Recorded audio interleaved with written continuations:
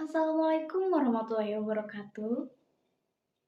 Selamat pagi anak-anak. Oke, bagaimana kabarnya hari ini? Alhamdulillah. Oke, coba duduknya rapihkan dulu, rapihkan. Oke, sebelum memulai mata pembelajaran sejarah kebudayaan Islam, alangkah baiknya kita berdoa terlebih dahulu. Berdoa mulai.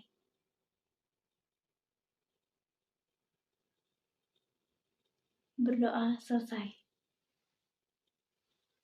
Oke. Nah, sekarang Ibu mau absen ya. Siapa saja yang hadir dan siapa saja yang tidak hadir.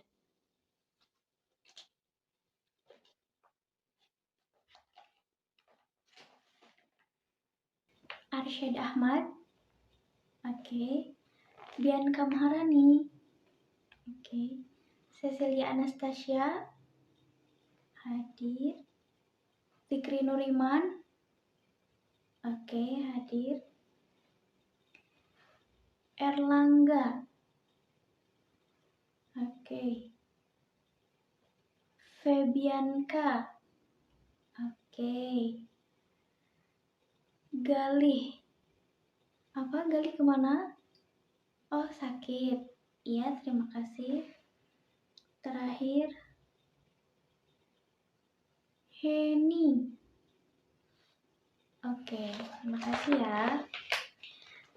Alhamdulillahirrahmanirrahim. Kita doakan teman kita yang sakit semoga cepat sembuh dan semoga bisa sekolah kembali seperti semula ya. Semoga kita semua juga diberikan kesehatan oleh Allah Subhanahu wa Ta'ala. Oke, kita masuk kepada pembelajaran kali ini di mata pelajaran saya yaitu Sejarah Kebudayaan Islam. Nah, kali ini kita akan mulai dari bab baru, yaitu materi tentang mengenal Wali Songo. Coba anak-anak, apa sih Wali Songo itu? Siapa sih Wali Songo itu? Ada yang tahu? Ya gimana Zikri? 9 wali? Oke, boleh. Gimana Erlangga? Waliullah? Oke, boleh. Nah, kita bahas secara bersama-sama ya.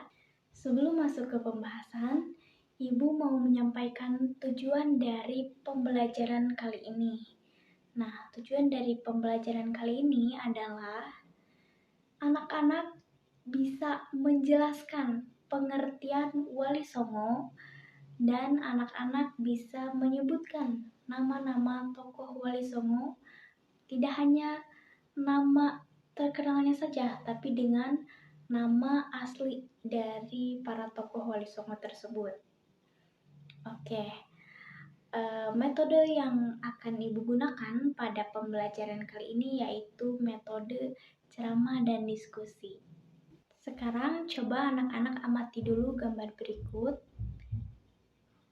Ini merupakan gambar dari para tokoh Wali Songo, yaitu Wali yang 9. Coba amati dulu ya. Anak-anak sudah tahu belum? Sudah bisa membedakan belum?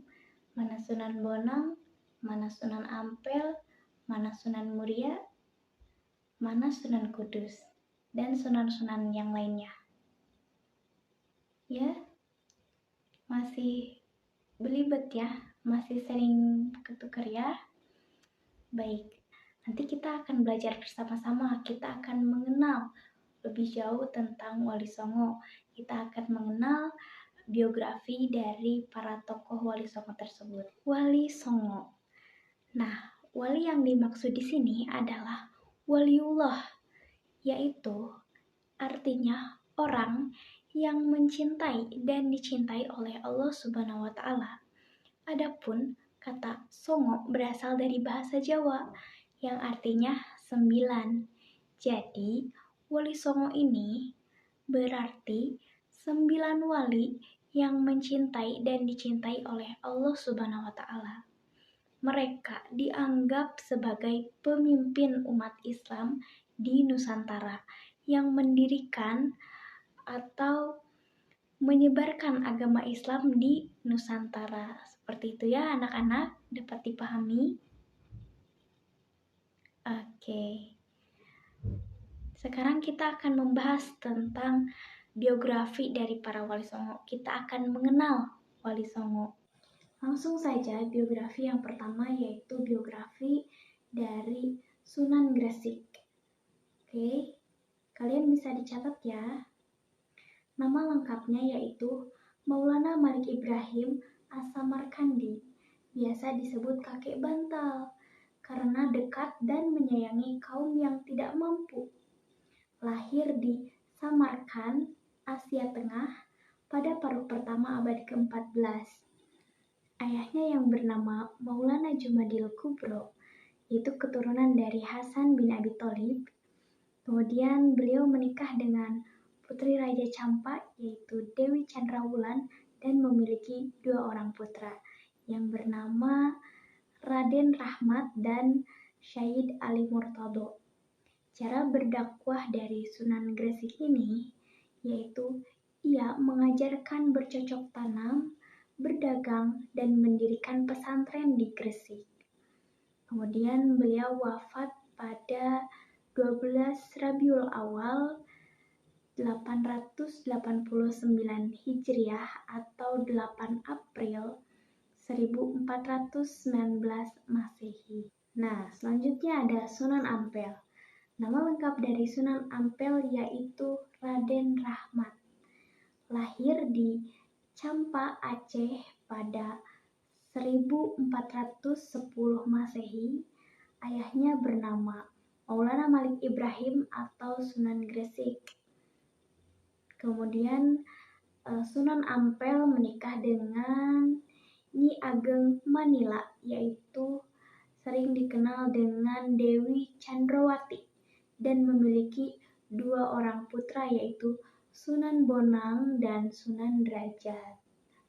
Adapun cara berdakwah dari Sunan Ampel yaitu mengajarkan aspek akidah yang terkenal dengan sebutan Molimo. Nah, apa sih Molimo itu?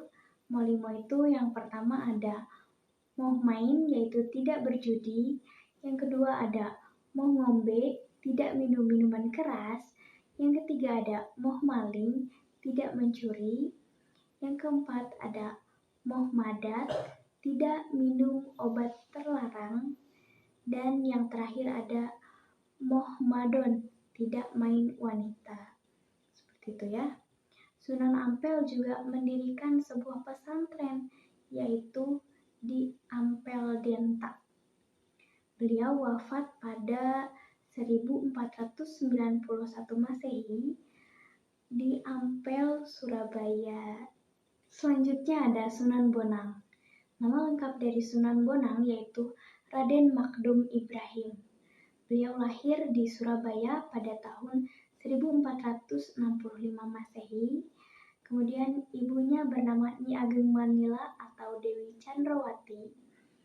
Cara berdakwah dari Sunan Bonang yaitu beliau berdakwah melalui pendekatan masyarakat dengan kebudayaan setempat. Beliau juga mendirikan pesantren Watulaya.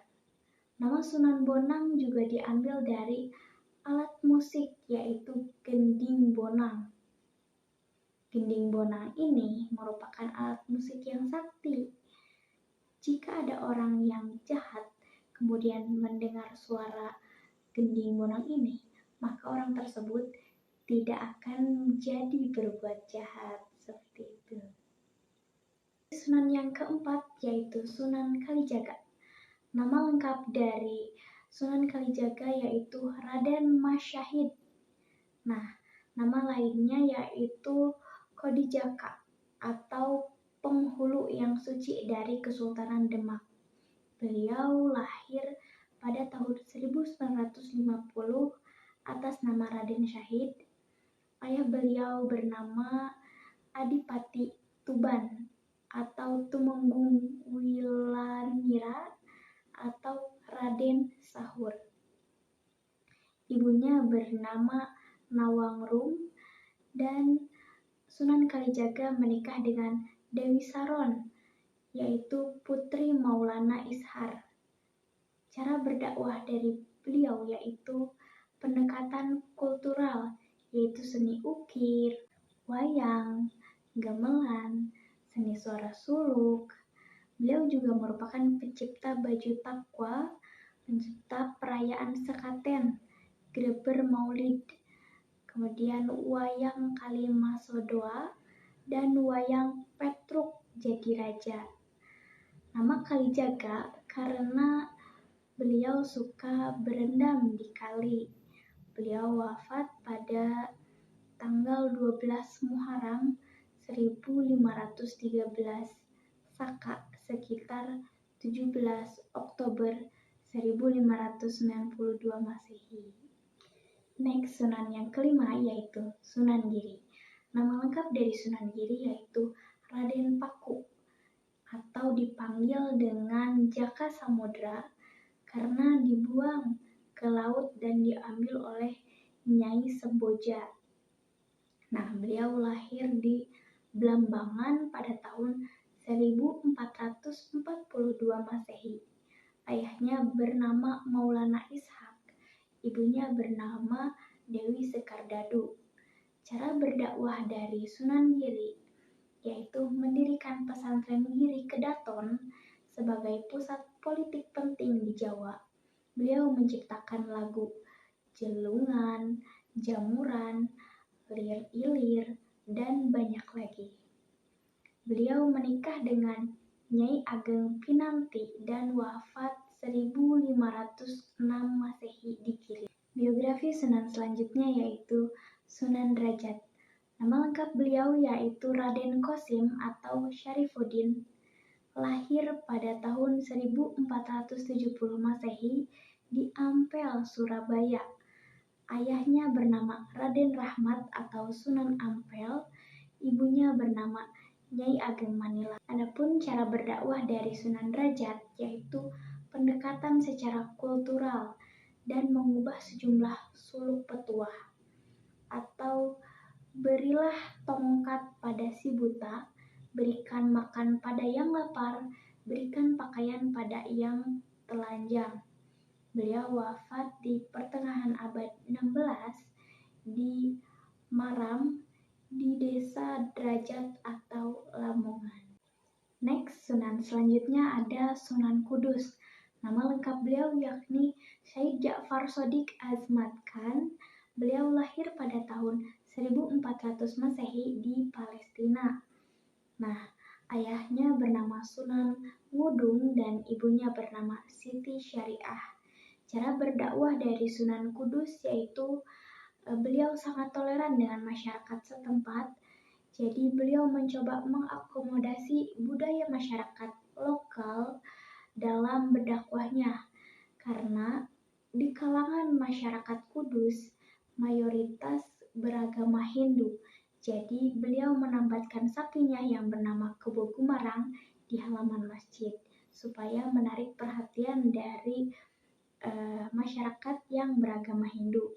Kemudian beliau juga menikah dengan Syarifah Dewi Rahil dan wafat pada tahun 1550 Masehi di Kudus, Jawa Tengah.